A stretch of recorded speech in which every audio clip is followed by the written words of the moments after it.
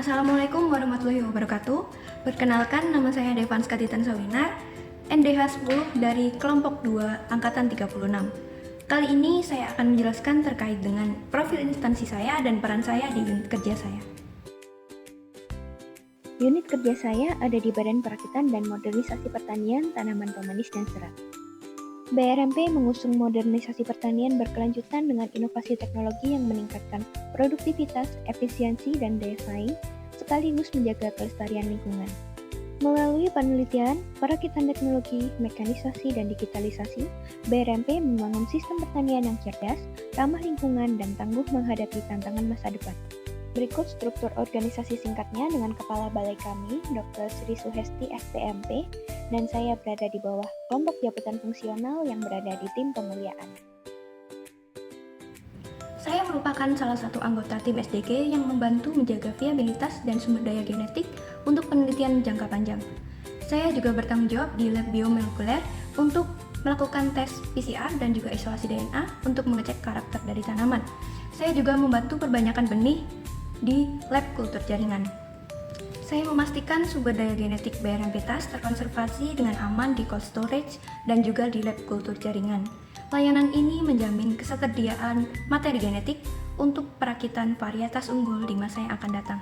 Dengan terlibat di lab kultur jaringan, saya dapat memastikan bahwa benih tebu diperbanyak secara steril dan efisien, sehingga kebutuhan untuk swasembada tebu dapat terpenuhi.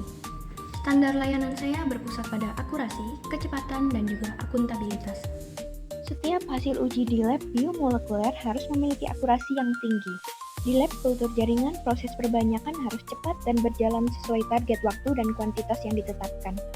Kondisi benih di cold storage dan data SDG lainnya harus tercatat dengan akurat. Mewujudkan sistem smart farming dengan pengujian di lab biomolekuler, menggunakan teknologi inovasi yang meningkatkan efisiensi dan akurasi dalam perbenihan. Selain itu juga mendukung peningkatan produktivitas nasional dengan kontribusi saya di lab kultur jaringan untuk memastikan ketersediaan G0 tebu untuk swasembada gula.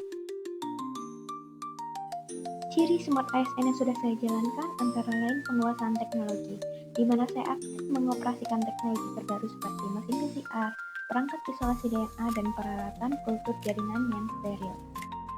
Selain itu juga saya harus bekerja profesional dan berintegritas, di mana saya memastikan setiap data hasil uji itu dicatat dengan integritas tinggi dan dapat dipertanggungjawabkan. Hal yang masih bisa diperbaiki antara lain adalah literasi global dan juga kemampuan berbahasa asing, di mana selain kita menjalin kerjasama dengan instansi luar, kita juga perlu menguasai standar internasional agar praktik kita sesuai dengan riset global. Hal yang dapat diperbaiki selanjutnya adalah kemampuan untuk analisis data tingkat lanjut, di mana data yang didapatkan dari lab biomolekuler, lab kultur jaringan, dan juga data dari SDG dapat diolah menjadi suatu data yang prediktif, sehingga memudahkan untuk mengambil keputusan di masa yang akan mendatang.